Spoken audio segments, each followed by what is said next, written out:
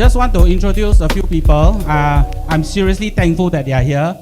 I have my brother-in-law and my sister-in-law. They run a production house. Okay, so I didn't tell them what to do, but they just brought their gang down to settle everything. Okay, then I have a very cool friend with me for the past few years, Amos. He runs a damn awesome guitar school. So he has a student who is chasing the career in guitaring, correct? Yeah. So I bring them for some music lah. Then some of you can see in your boxes every little gift is specially crafted lah. You may not understand why they have biscuit I used to run Munch many years ago. Yeah, so then you see there is a bookmark that was actually designed and printed by my friend, Eric, put up your hand please. Eric is my 3D printer friend where he know me for 20 over years already. So anyone who wants to have 3D printer anywhere, you look for me, I will link you up. So I'm thankful for anyone who has came down here. If I didn't mention your name, you know, in my heart, I thank you. Okay, so event proper. Just tell you about from grief to gratitude. Actually, a bit difficult to talk when some people still talking when I'm talking. But okay, never mind. I'll do it.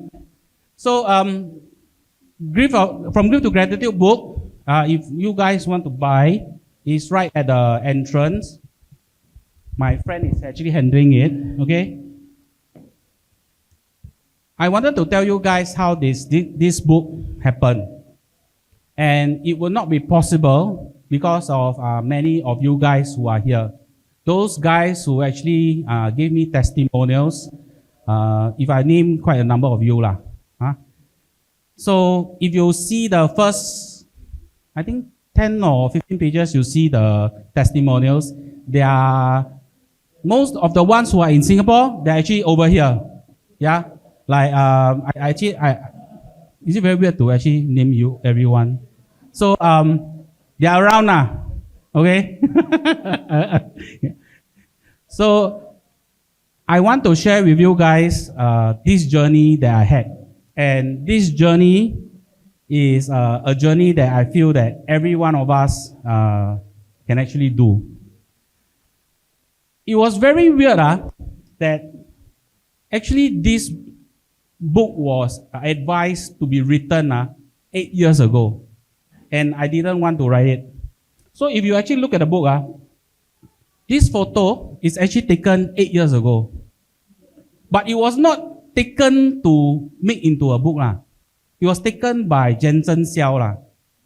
Anyone who don't know who is Jensen Xiao, he's not my twin brother by standing behind. The guy who is only a bit more handsome than me only a bit more only. Okay, so he took the photo of me in Langkawi. Then I was thinking, actually I don't feel that I'm very no, I didn't say handsome. Who said that? I don't think I'm very photogenic. But apparently, I don't know how Jensen take. I feel that the photo, very natural. Yeah. Then you see the whole page. This whole thing that is behind is not photo. It's actually AI generated. Yeah. So things just happen. I realized, can become book. Then I become book. So things will happen that you don't know that it will make sense until you look back. Okay. So 8 years ago, Jensen actually asked me to write a book. He got to know me from reservist. Then he realized that every time when I talk story, I like central of attention one, like need attention. Then he was saying, hey Ken, you talk story, everyone will listen to you. And I honestly, I don't know. But actually, I think deep in my heart, I quite attention slut. My wife called me an attention butterfly. Where's my wife? Yeah. So unknowingly, this attention-seeking behavior is something that I lacked when growing up. So it's very challenging that I decided to join the team of Jensen Xiao to see him on a very regular basis. So those who have been to a breakthrough camp, I don't know you understand this seat. No? This is called a hot seat. So during the breakthrough camp, we will have this hot seat. Then Jensen will always have anyone who's interested to have a deeper conversation with yourself, to find out what is actually stopping you and seek clarity to move forward. Okay? So essentially, I don't know why I agreed to join JSI and to have hot seat with Jensen Xiao almost every day.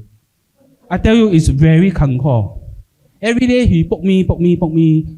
In fact, one of the first few sentences that he asked me when I was running my business was, "Hey, when are you going to end your business?"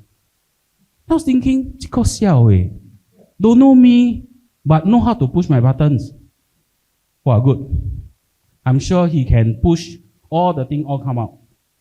So over the years, I didn't touch on the book. I have all kinds of excuses lah. Who is going to read about my story? My story is so sad. It's always about falling down. Seriously, I don't want What for right? There's nothing special about it. But then, quite a number of things happened during COVID. Almost during COVID and just after that. Everyone, I'm sure you have a story. The difficult times that Singapore and the world was going through. So I too have a story. Okay. So COVID was not considered a turning point, but essentially it actually kickstarted quite a number of things that I had to handle for my own healing. And as I mentioned just now, a few paragraphs ago, I only understood the lessons that I needed to go through looking back. Because as Steve Jobs says, you can't link the dots looking forward. It only makes sense when you look back. So, after I ended my business, and it was not because the business was doing bad, because I was able to pay all my debts to my first business that got me into a lot of trouble. And I didn't understand what is living, because every day was a hustle, and I was paying debts for very long. So after paying debts, then I got to join JSI. I went through the breakthrough camps that Jensen is handling. And through that journey, Jensen could see that I have some kind of skill to do breakthrough camp. So I was labeled by him a breakthrough coach. So every time when Jensen Jensen is quite a good wordsmith. So he called me a breakthrough coach. Then I say, what is a breakthrough coach? What can I do? And it's through the walking and understanding all the trauma and pain that you have went through in the past. Then I realized that why my life was so-called hard, it was something that I can give back to the world through the breakthrough journey and the breakthrough camps. And I am happy that some of the participants of the breakthrough camp are here. So thank you for those who are here.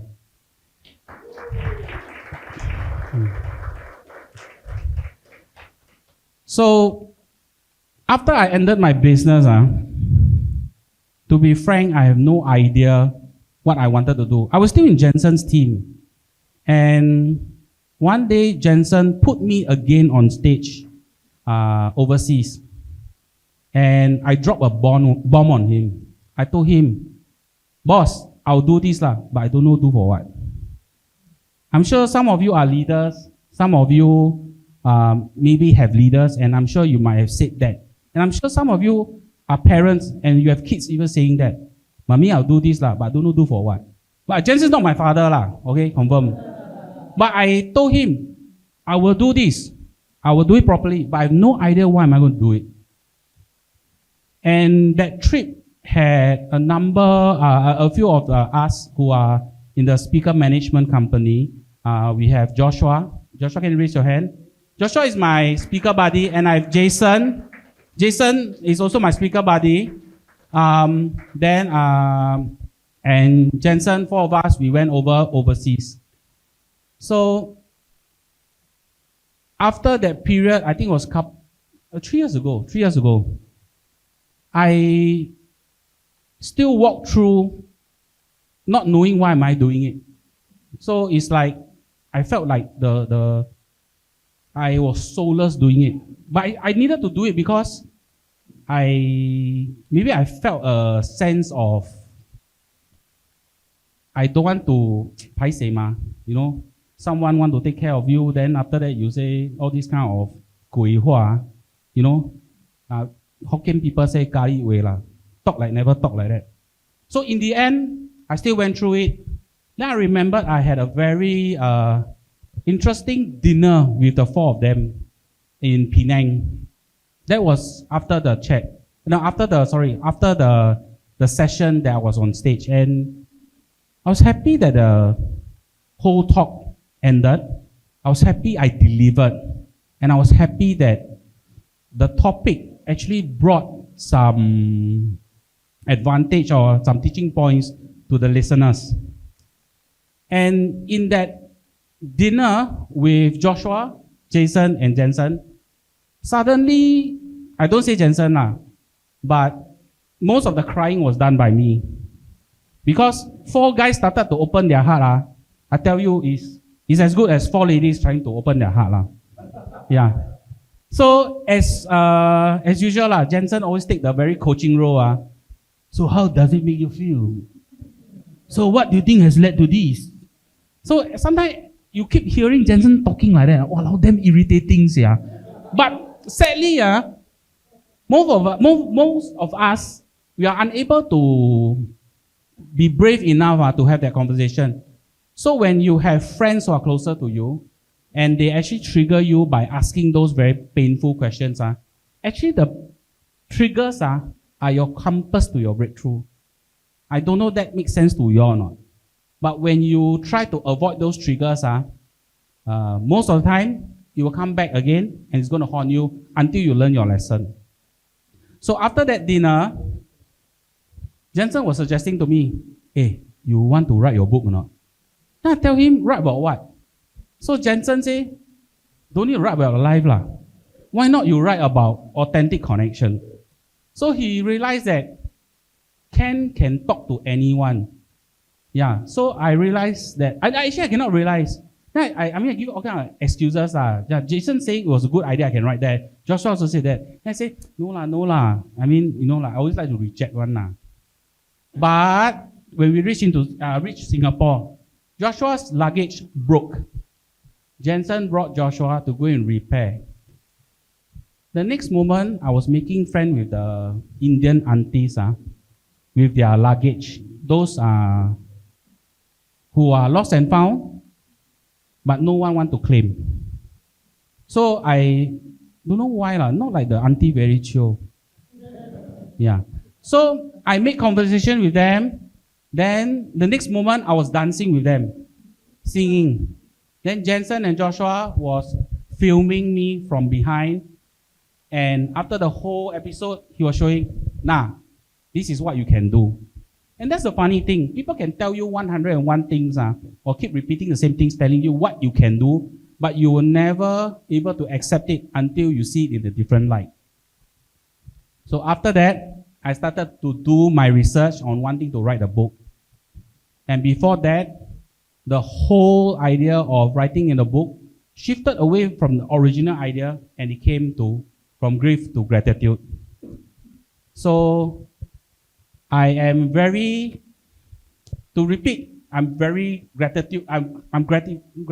grateful. Yeah, I'm grateful about the book that was born. Is something that has a very much deeper and very much more profound meaning to me. Because I realized that the book can actually help one to start that deeper conversation. Okay. So actually it's supposed to be only a 5-10 minutes interview. But I don't know why I talk like grandmother story. So this segment, I'm going to bring Jensen onto the seat, not to do a hot seat with any one of you, but he's going to help facilitate questions to bring out, to let you understand more about this journey of from grief to gratitude. Without further ado, let's invite Jensen Xiao to the stage.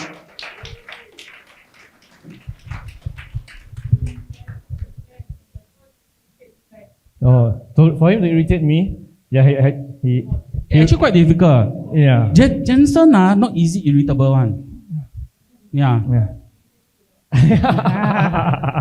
Yeah. Hi everyone, my name is Jensen. For those of you who have we have met in many of the programs that we have run, we will know me. Those of you who have not met me in person, you probably see me in many of his pictures, or he has mentioned many things about me to you. For the record, I'm married with 3 children.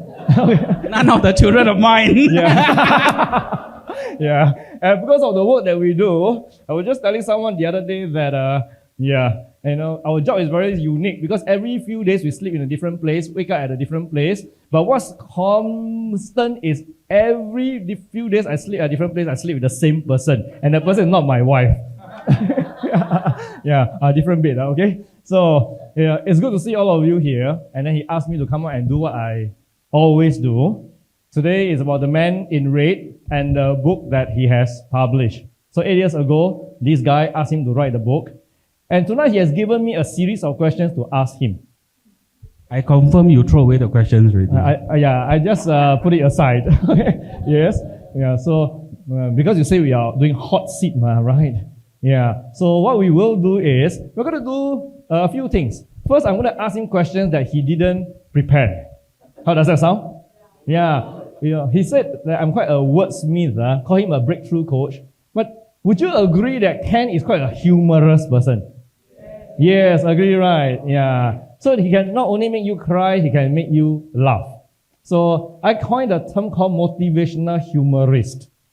Yeah, because he's naturally a laughter person. So, putting aside all the questions, are you ready, Bo? Okay. I tell you, I told myself I'm not going to cry today. Because I thought the crying all in the book finished already. But the funny thing is today I was having breakfast with Evelyn and Jensen. Next moment I was crying. Alexandra. Oh, I tell you. Yeah. Oh, okay. I was crying because we were talking about my mom. Yeah. Yes. It was a specific day before COVID. But before we jump there, I want too intense. We start the simple one. No problem. Okay, so for some of you who have managed to look through the chapters, you will notice that there is this chapter called Mistaken Identity. So often, we go many places, he looks like the locals. Example, he go to Malaysia, people think he's a Malaysian. He go to Thailand, people think that he's a Thai. He go to Cambodia, people think that he's a Cambodian. Okay, we haven't gone to India yet. Okay, yeah. Yes. When we went to Chicago, nobody thought you were a local. Well, so what's in the chapter, the mistaken identity? It says that when he went to the primary school, where everybody was asked to take out their books for the second language. Ask you first, what do you think was his second language? Make a guess. There are only 3, right? Chinese, Malay, and Tamil. So now you look at him, which class should he go to? Tamil. Okay, Tamil. Yeah. So he naturally followed all his Malay classmates to the Malay class. Can you tell us what happened? So the reason why I walked to the Malay class is because mom was busy, single parent. So I actually grew up with a Malay family for the first few years of my life. So my Malay, I tell you, I can have Malay girlfriend, one confirm one. Yeah, I know you nearly wanted, you tried, but... Hey, hello, my wife behind. Okay, Get me into trouble. Okay. So the thing is, I went to so some of you are very young, you all don't have this. So they need to bring all the Malay kids together or all the Indian kids together. So I went to the Malay class, very confident, take out my bag. I take out the book. Then the teacher was not very helpful. Wait, your 安坐等人 need to translate. A lot of Gen Z here. Sorry. 安坐等人 in Hokkien, it means how come is Chinese textbooks. Chinese textbook. Then my teacher was not very helpful. Hey, hello, why you come to different class? You know which class to go now? He said in Malay, so I understood it. And after that, everything was a blur. not war lah, but the confrontation happened when I went home. Yeah, you scolded your mother. Yeah, I scolded my mother. But the best thing is I do not know what happened after that lah. But she was laughing at me lah. There was no explanation given. Yeah. So it was a case of mistaken identity. And growing up, this guy didn't know where he belonged to. And especially where, I told him that he can be a president-elect because he represents 3 races. So actually, I give you all a bit of context. Some of you, actually some people who know me for some years, they don't know that I'm a mixed parentage. So I have Indian, Malay, and Chinese blood in me, seriously. Yeah. Oh. I don't have Indian girlfriend now. Good candidate, right? Yeah. Yes. Yeah. So these are all the questions. One important question. Inside has how many chapters? 30 over chapters. I think it's 33. Okay, 33 chapters. And they always say, a book when you have completed writing is never completed. Confirm. Yeah, because by the time you finish the book, you realize that actually there are more things to write. Confirm. But a book needs to be born. So which also means you cannot keep on writing. He already took 8 years. Used 5 years to think, 3 years to write. So it has to be born. So I think you need a ROI. Hey Ken, please come out with your book. So if you were to add one more chapter to this book, what will you write? Look at his face. Confirm no rehearsal. I didn't even tell him I will ask this question. Oh, yeah. Most of the questions I ask is not rehearsed. Yeah. If there was one more chapter you would write, it's like we live our lives, the 20, 30, 40, 50 years, and by the time we are preparing to leave this beautiful world at 70s, 80s, 90s, and then we'll be asked this question. Yeah. What do you regret not writing, not doing? So if there was one more chapter you could write on this book, now you can add another chapter. What is the chapter that you would write? Yeah. To be frank, I would write another book. And the idea is not to write another book more about myself. Honestly, I don't think I'm so narcissistic. The book, so frankly, I've already came up with titles that I think the book needed to be more complete. The book will never be complete because you're still living, you're still walking your journey, you're still planning your story, you are the director, you are the main character. So I feel that it will not be a chapter, it will actually be another book. And the story will be the stories that was shared to me by the people that has crossed my path. And I am very thankful that the conversation that's crossed my path is never simple and is never simply said. Yes, good. Accepted the answer. Okay. Yeah. Those of you who have a copy of your book, all right, with you in your hand. By the way, if you don't have a copy, later just go there, buy 5 copies. You will notice that you flip through the book, there are some paragraphs that are bold and in a different font. Okay. Can you explain why the author write like that? I needed more space, so got more pages. No. So okay, so when the book had snippets everywhere in my computer, when I bring it together, that it made a lot more sense. So every chapter or every part of the story, I always have a reflective point on what actually I was thinking then or even now. So it's like thinking back, what was the lesson I learned? And I think that reflection is Yvonne, you're here! Sorry. Hi, Yvonne. Okay. Yeah. All the way from Shanghai. Yeah. So actually, I'm very thankful. I have friends from Brunei who came, then Shanghai. Yeah. Okay, let me continue. So the thing is, those bold letters are actually deeper thoughts that I wanted to share with you guys on how I actually digest what I learned. And there's something else I wanted to share about the book. Say. If those who are holding the book, if you can see there is a banner on almost every, actually on every chapter. That one is actually drawn by my not creative wife. So I saw her doodling one day, and she, sorry, don't angry me, she sucked at art. But I realized that when she started doodling, wow, it made a lot of pattern sense. Then I made her continue do lah. So I got 33 chapters. So I just want you all to know that for her to be present in this manner is very important to me. So loving. If you have not met the wife is standing there. Her name is called Sharon. Obviously, I'm one of the important men in his life. But let's talk about another important woman other than Sharon, who is the most important. This paragraph on page 72 says, our parents do what they can for us. All their doings are done with whatever they know. And it doesn't mean it was the best, but it was their best in their understanding, despite the pain, the knowledge, and the ignorance. We have not had the opportunity to speak to your mother to know how irritating you were as a kid. Yeah. Yes. So, what was one thing that your mom did in her best understanding that at that time it felt irritating to you? She did her best in her best understanding, but at the moment it felt irritating to you. Yeah, all the questions I asked you, Jem. My mom liked to pray for me. Pray for you to she be? never pray that I got more money on. My mom prayed for my wisdom.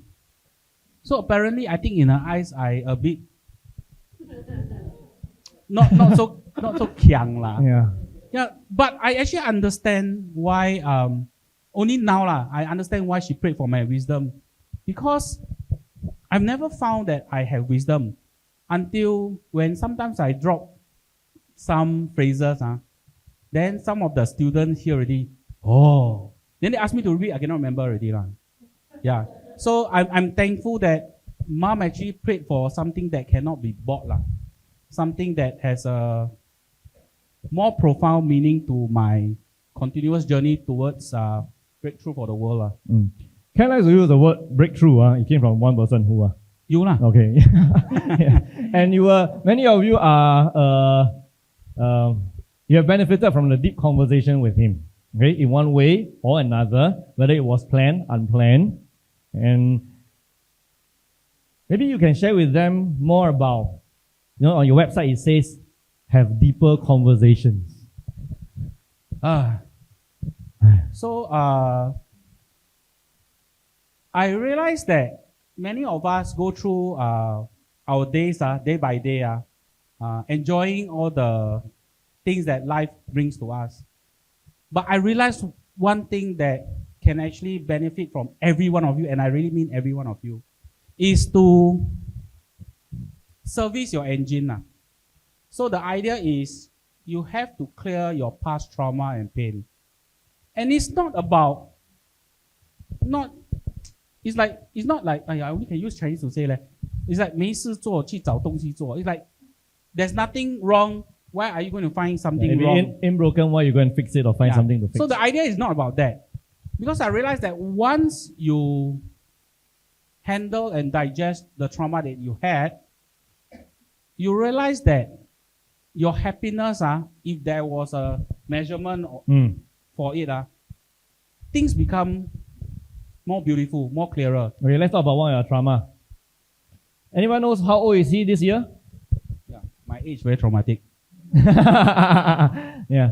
Tell everyone how old you are. Born in the year of the dog. I'm 43. 1982. Yeah. He will turn 43 in 2 months. Yeah. So 41 years ago, this little boy with his pillow was lying down and went through one of his first key traumas. Yeah. Oh yeah. Yeah. And I say first. Okay. Yes. So you cue music, no? Yeah. Just imagine, where's the guitarist? Okay. This little boy at 2 years old, just lying like that and seeing some drama happening. Then the next thing he knew was the most important man in his life left and was just like that. And then next 20 years of his life, he grew up without the man. Seeing the man was now and then a bit here and there. And there was this story he told about this arrogant 18-year-old Ken who went there. Hey, you give your father money or he give you money? Which one? You ride your big ass motorbike. Okay, so wait, don't go to the detail first. You give him money, right? Oh. No, I take money. Oh, you take money. So this guy, 18-year-old, egoistic and arrogant, wanted to prove to the man who left that he's doing better than him, rode his big ass motorbike, parked there, and went to take money from him, didn't say much, take and go. Thereafter, he was complained as rude and whatever lah. Okay? Yeah. So it remained as a key episode, or one of the key episodes in his life. The episode is not what happened. The episode is a man. So you will always know that we advocate about closing the chapters, or healing the hurts, or closing the traumas. And then I gave this man a task. Can you close this chapter with that man and forgive the person? And I remember it was during one of the reservist time. I got him know him during reservist. The reservist friends are there. We all remember him KPKBing about what happened when his dad passed on. Okay, but what's important wasn't what happened when the man passed. What's important was what happened after he passed and what did he do. So imagine you do not know where to find where he is rested, where he is resting at. What made you want to go and find a resting place? To give a bit more meat to the story, actually in 2019, that was the first time Jensen put me on the stage in Cambodia for a conference of 6 speakers. Joshua was there and other speakers plus Jensen. And I tell you, going on the stage, very high one, clapping, then a bit like superstar lah. So I actually quite, as I said, like attention seeker, then I not paiseh one the whole time. Also when I came down, I was very high. Then as I was trying to, I don't even know when will I get past that kind of high. Jensen came to me. In very short words, he said, go and settle your father. Again, it's like when you want to close your business, kind of thing. So he likes to give this one-liner where I don't know where he comes up with it. But I didn't tell him, explain what you mean. So I literally went to look for my dad. But I knew that he was passed, and I did not go to his funeral because I was not allowed to go. Because I'm not sad. In the other side of the family, they label me as a special child. Yeah, not a very nice word lah. So that kind of child, because my dad want to spread his love lah. He got more than one wife lah. Yeah. So I knew that I had to iron this out, but I don't know how to do it. But lo and behold, okay, the story is in the book lah. Yeah. I cut it short lah. Lo and behold, I was able to find his final resting place. And I went to ICA, I went to NEA, I went through the back room of the government office where they're not supposed to let me go. So I authentic connection the ass out of them, then to go behind, go through SQL. Don't know, you all know what is SQL no? Database, try to find out where's my father's resting place. Cannot find. Because I gave up at the last year that actually can find. The funny thing is, 1 week later, the person who is on leave called me and told me what is the final resting place. So the whole time, I was thinking, actually, if you want to, when you have an open heart and open mind and you want to heal from what can bring peace to you, you don't need to worry how. Then you were how old? 3 years ago? No, 4 years, 5 years, 5 years. More than that, COVID. COVID was 2020. So the year before COVID, 2019. Yeah. 5 years ago. Yeah, so I was 35? 38. So, okay. So from 2 years old to 38, 36 years of holding it. And I couldn't understand because you do not know. What's the big deal? A grown up, fine what? No. Why would this bother me? Yeah. As you explain, I will get angry lah. Yeah. So if it doesn't bother you, why you get angry? I also don't know. So this is how the conversation will happen with me. So and that him. day, he went to the final resting place. When you were walking towards there, how did you feel? Oh, I tell you, pull up my sleeve. I want to all the bad word from the dictionary all come out onto the grave already. I don't care already. But then when you reached, what happened? But the thing is, when I reached to the final resting place, I have nothing to say. 我假了，来了。我等久了嘞，我在 yeah. So I wanted to unload the 30 plus years of unjust that he has done, not just to me, but actually to my mom. But the surprising thing is, I went there, I actually cried, but not crying of injustice. I felt that I should have done this earlier. I should be the person to actually show my dad how he could live a happier life, because from him to jump from a family to family, honestly, it takes a certain kind of pain for him to cause that kind of pain. He do not know better. Your book is called From Grief to Gratitude. That walk from your car where you park, where you will roll up your sleeves and get ready to unload all your vocabulary of vulgarities and expletives and anger onto the tomb, that you took a walk of grief all the way to the point where you saw the resting place. There was nothing else to be said except that feeling of gratitude.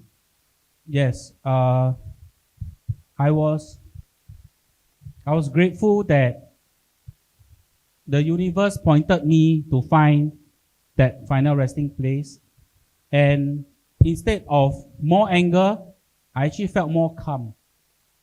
I actually understood that a lot of things that our parents unload to us is honestly not their fault.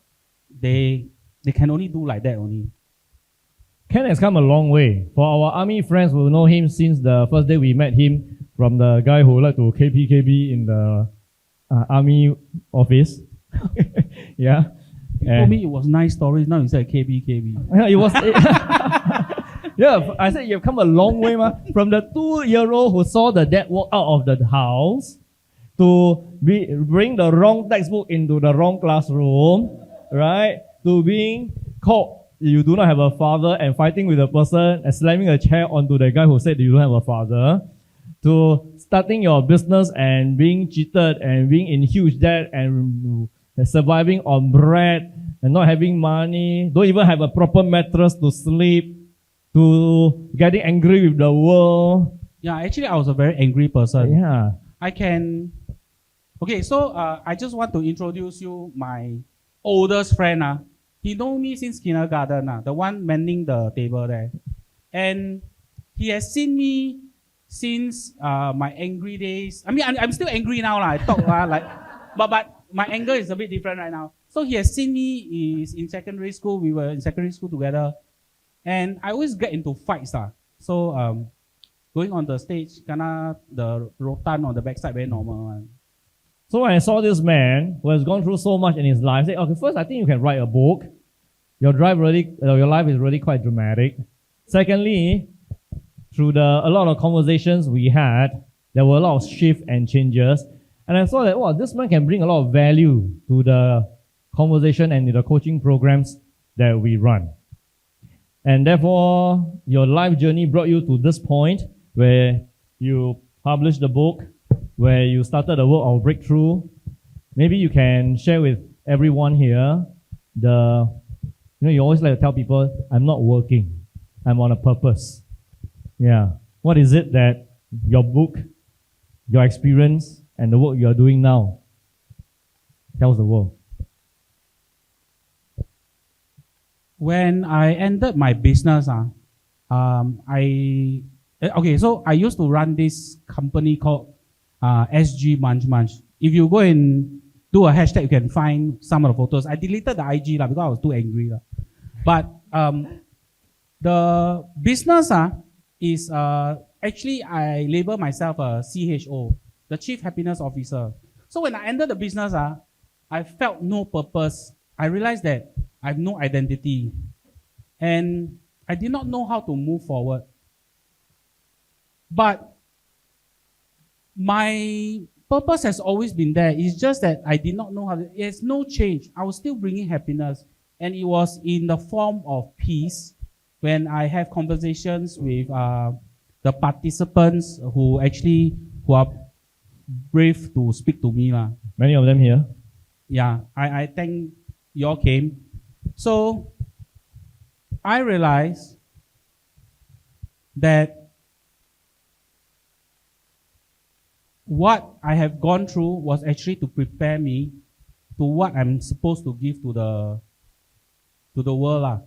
Sometimes I say already my hair a bit stand because it sounds, wow, you got purpose.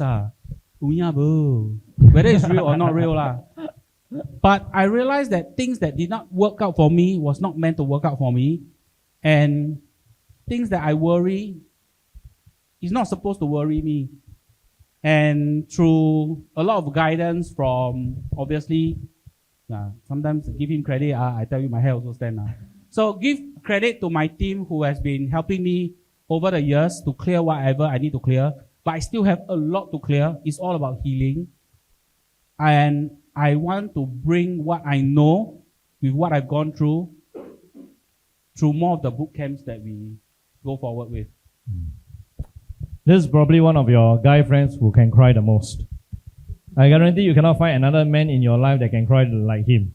And this morning, when we went to one of our clients to deliver a Chinese New Year goodie, then we just seated at the coffee shop having lunch, and three of us revisited that special day.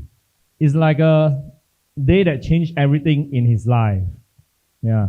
That day I remember we were at one of our clients' event in the evening, a career seminar, completed it.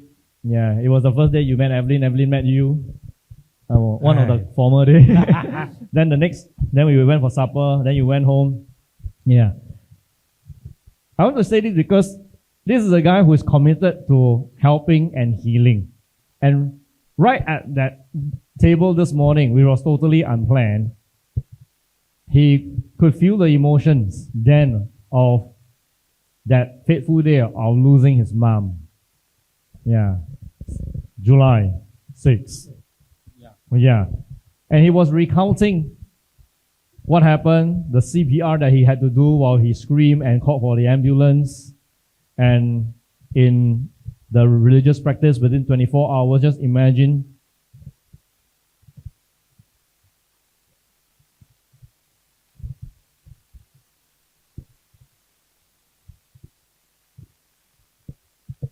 you carry your mom.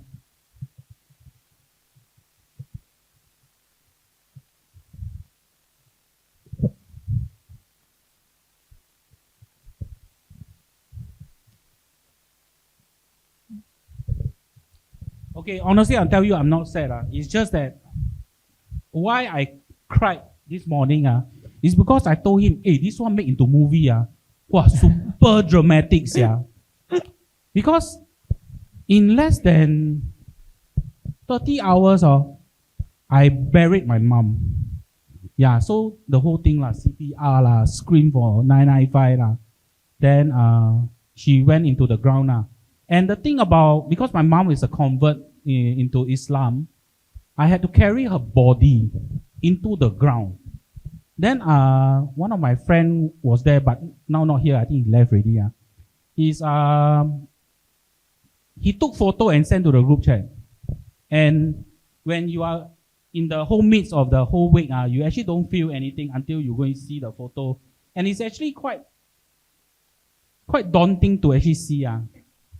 And I don't see it as something that, very cham. I 自己讲自己cham. No leh. I honestly don't want the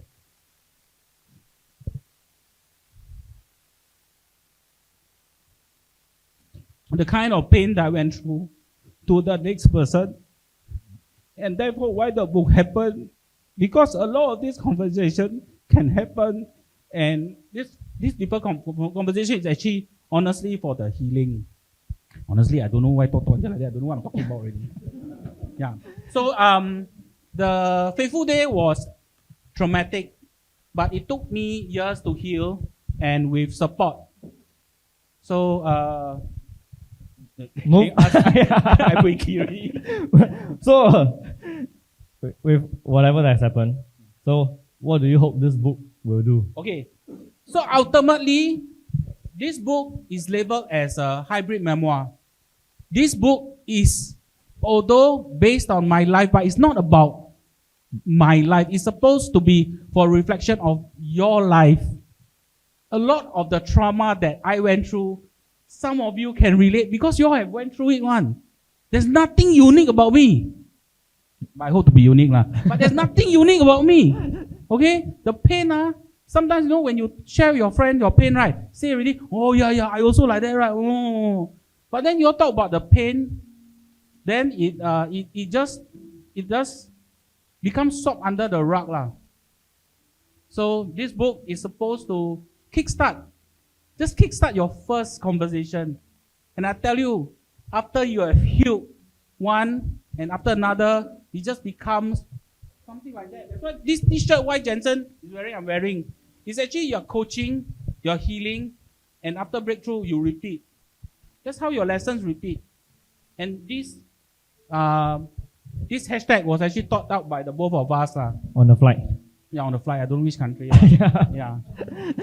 Yes. So, you still got a question? Oh, no question, but I want to sum up this before you continue. Oh, yes, please. Yes, that this book is not about him, but this book is about the conversations that are waiting to happen for anyone. Today, many of you are here. You got a copy of the book. Some of you get more than one copies. Before you complete the day and take leave from this place, ask yourself if there was one or two other persons in your life who could benefit from having more gratitude or reading through the conversations and having the conversations with them. And perhaps you pick up a copy of the book before you leave, pass it to that gentleman or the lady, and that could open up a whole new world beyond where he or she is stuck right now. And that's what you would like the book to do, right? I want to add one more thing. Anyone who is buying the book to pass on to any of their friends or whoever who you feel can start on this. And if you feel that that person can benefit with having a very simple chit chat with me, just text me. I'll be there. Tell them I'll hold their hand. That's all I want to say about this book. Okay, I want to move on to the next segment. Please give a round of applause for Jensen helping me on this segment. Thank you. This next segment is actually somewhat dedicated for a friend who passed last year, and also my biker. Basket, I said, I don't want to cry. You cry, can't be here.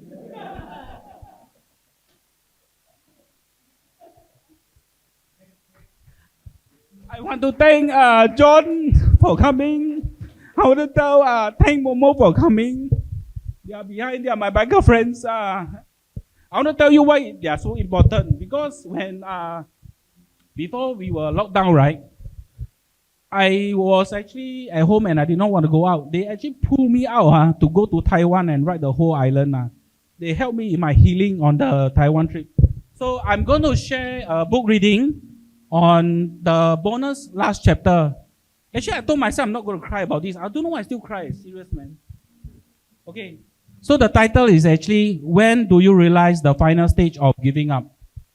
Okay.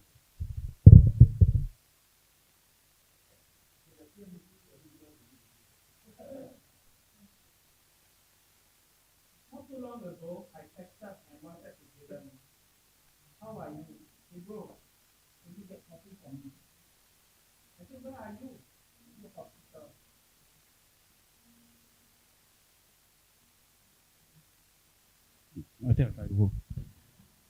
Although these were an exchange of a few texts, it was a span of many passing hours. I couldn't understand why the message dragged, but I didn't think too much about it.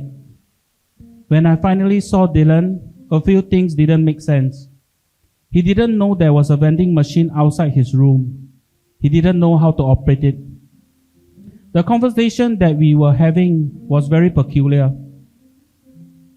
He slurred, and the words that he constructed didn't make sense. He was explaining to me his experience being transferred from the polyclinic to the hospital and how frustrated he felt. I just knew I had to set aside time and space to listen to him. In between moments, he would look out of the window and his eye line wandered around before coming back and continuing the conversation. After teaching him and giving him coins for the vending machine, Sharon and I left. I am apprehensive about penning this down because this part is unplanned. I guess it was the universe that brought this thought to me. I was inspired by this moment because of an exchange of words during a coaching moment with someone in Kuala Lumpur. I was wondering why penning this down had not crossed my mind. Was it not important? I asked. It was a sudden message that beeped from my phone. I read the message, and it drained the blood away from my face. Dylan is in the hospital again. And the doctor said, oh, very blur, man. It isn't looking good. I couldn't immediately be there as I was 400 kilometers away on an engagement. The following day, I was back home and made my way to the hospital. As I walked towards the building, I was greeted by very dark clouds passing by. The building was situated in an annex building away from the hospital, and it feels like the doctors has given up on Dylan and decided to put him away from the main building. The seclusion can be felt. There was no security around, and it was almost 12 midnight. I slowly made my way up the lonely stairway. The uneasiness continued to creep under my skin. Finally, my steps ended at the entrance of the room. The door was left open, and it revealed Dylan lying down on the bed. Dylan looked even skinnier than usual. His usual skin of bones was even more pronounced. He was literally like a clothes hanger from his hospital gown. He was sleeping, and I was stood at the bedside. I didn't feel the need to wake him up to let him know of my arrival. The quiet of the night was intermittently interrupted by the beeping of the bedside medical equipment. Dylan gave out a heavy sigh. I thought he had woken up, but there weren't any other movements. Standing there, looking at him, I was reviewing in my mind, what can I do? I wanted to take away the pain. It wasn't as if I could magically remove the pain. During those moments standing in the room, there were several body movements, and I observed and Dylan let out many cries of pain. Every episode I saw bring him heaviness to my heart. I felt cries of frustration and pain. There were moments when Dylan opened his eyes, but without showing that he knew I was standing there. He started to drift away into his sleep. And finally, I took many steps back, standing much further away from Dylan. I was outside the room. I could still see him, but I was hoping what I felt was less intense. There's a few more pages that actually explain the title of When You Decide About Giving Up. And I realized the number of months that I spent with Dylan was an eye-opener. He somewhat shared with me that he felt at ease having spent time with me and Sharon. And Dylan was a very single person. So I did not want to continue reading the end, see, because it's going to take some time.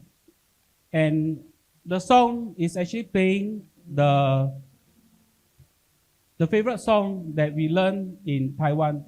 and it's called 我们不一样.